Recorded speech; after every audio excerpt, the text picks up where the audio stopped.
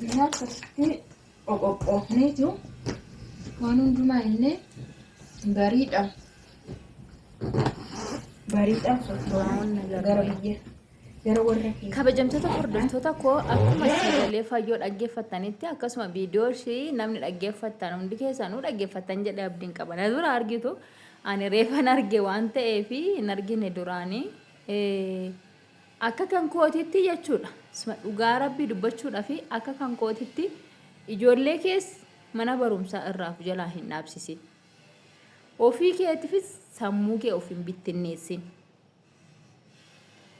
Namichi isa kana yoo ta'e yoo deemes dhimma isaa yoo taa'es dhimma isaa sii galtee haa dhoogu. Yoo deemes dhimma isaa jechuudha. Yoo taa'es dhimma isaati. Wanni sirraa bade tokkollee hin jiru. Lammaffaa biyya ormaan deema kan jettu haadha koo yuutuubii kee irra teessee jechuudha. Yuutuubii kee zanaa jettee yuutuubii kee irra teessee yoo hojjatte maallaqa mana madaamiti argatu sana caalaa argatte jechuudha. Maallaqa achitti shaqaalaa taatee rabte yaa shaqaalaa taalii jibii hada yaa shaqaalaa ruuhi sawwii hada yaa shaqaalaa ruuhi naddi fi hammaam yaa shaqaalaa sawwii yaa shaqaalaa taalii hinzali yaa habiibti maaltu si gate ilmoo kee wajjiniin jechuudha. Yoo beeloftes yoo dhoobettos yoo quuftes yoo dhiistes ilmoo kee wajjiniin jiraachuu siif wayya. Dhiirri jechuudha. Dhiirri akkuma tuu jettee gaafa wanna haaraa takka argatte eegee sii raafattee faana kaatti. Dhiirri immoo hunda miti. Dhiira jedhameedhaaf dhiiran ta'u. Hundinuu dhiiran ta'u jechuudha. Shamara jedhamteedhaafis hundinuu shamara miti. Garuu maqaan kan keenya tokkuma hunduma keenya iyyuu jechuudha. Hunduma keenya iyyuu maqaan keenya tokko. Kunoo jirti miti isheen kun iyyuu. Har'a akka carraa ta'ee bilbileefin ture jechuudha. Haadha siirratti bilbileefin ture. Obboleessa isiin narraa kaasee waan hundumaa sirreeffatteetti guyyaa boruu hin dhufti jedhaatii jira jechuudha. Ittan dubbadha jennaan ani mana hin jiru akka carraa ta'ee gadi ba'ee tanan jira ishiin gara manaa jirti sirreeffatteetti waan hundumaayyuu guyyaa boruu dhufuudhaaf haala mijeeffataa jirti naan jedhe. Inni iccitii kana waan takka jechuudha maatiin isii iccitii kana waan isaan irraa beekan takka illee hin jiru. Anatu isiniin jedhe jechuudha. Waanuma takka obboleewwan isii waan irraa beekan tokko illee hin jiru. Wanti hundinuu kan ta'aatii jiru waa'een jiraa fi sabboontuu jechuudha. Kan ta'aatii jiru maalinni afaduucha dhumaa jechuudha. Afaduucha dhumaan asumatti fixataatii jiran malee wanni maatii bira ga'e tokkollee hin jiru. Amma har'a baay'ee mucaa faana haasee inni akkamii abbaan mucaashii akkamidhaa mucaashii akkamii midhaan jedhee mucaa faana baay'ee haasaatiin ture. Obboleessi isii baay'ee firii wayiiti.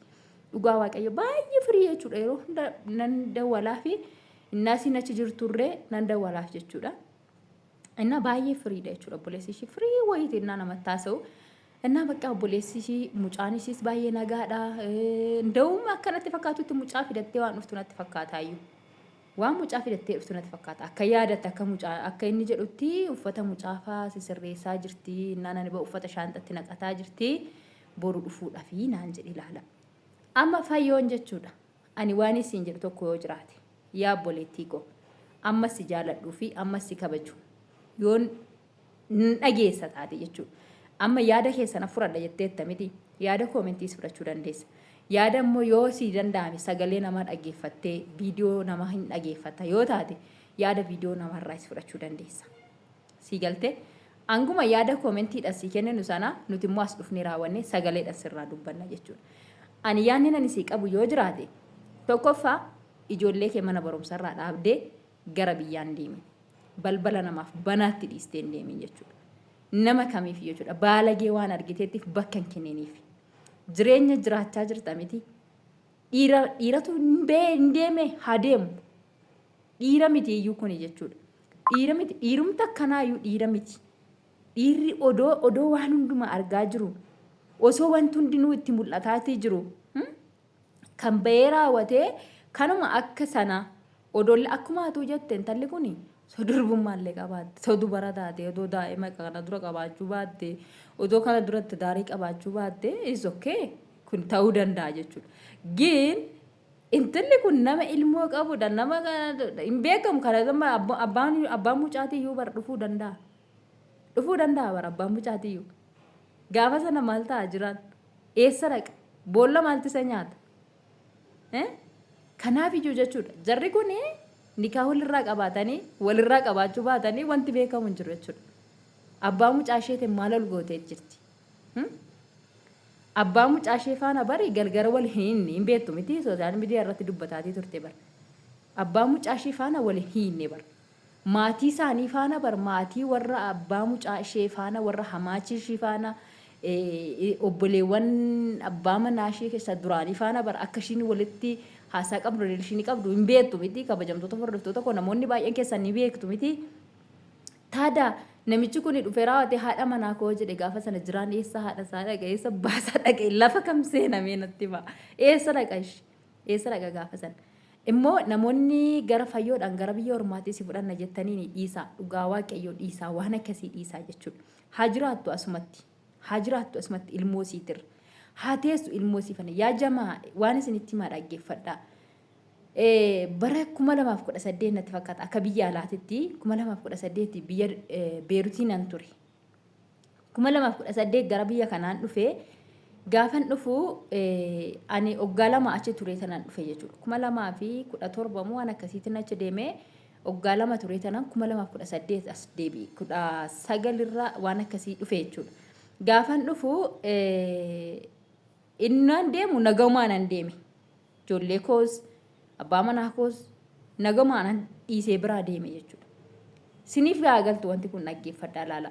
Nagamaan dhiisee biraa deemee gaafan deebi'eetii dhufu wanti hundinuu gaggaragalee na eegi. Bargit ijoollee koo dubaraa yoo maatii biratti hin gatee mucaan inni dhiiraa immoo abbaadhuma isaa bira ture jechuudha. Inni sana yoo filannoon isaa abbaa isaati.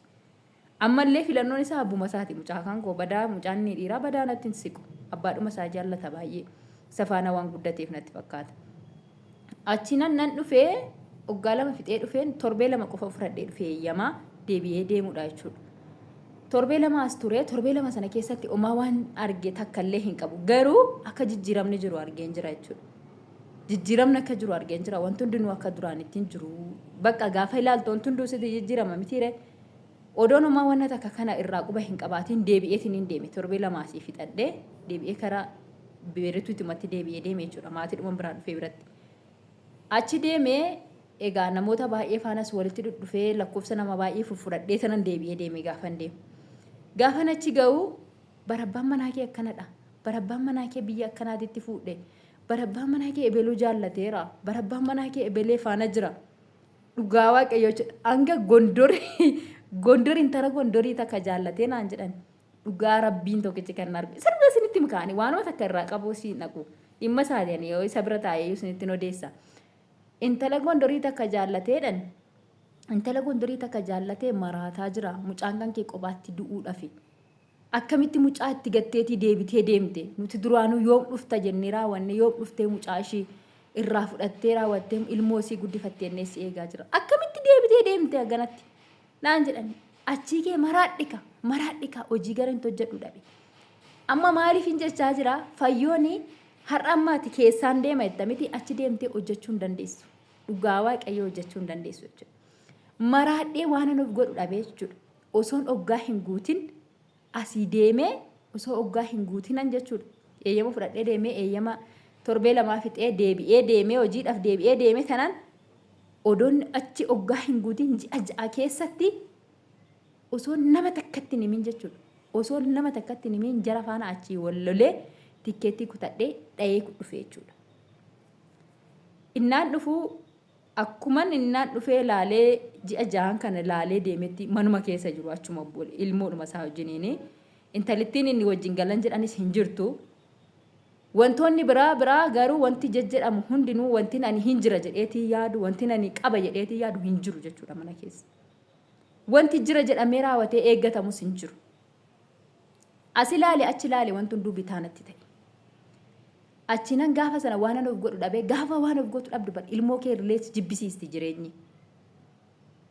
Durumaan iyyummaa akka carraa ta'anii gara Dubaatiitti darbuudhaaf nama gaggaafataan ture. Akka namni naan sirreessu jechuudha. Jalqabeen jira immoo gara Dubaayii dhaquudhaaf durumaayyuu achuma Beeruutuma keessa taa'ee hoggaa tokko fixee sanaan booda Dubaayitti darba jedhee sanaan taa'ee eegaa jira garuu. Achinan ani dhufee gaafan dhufee as ga'u wanti hunduu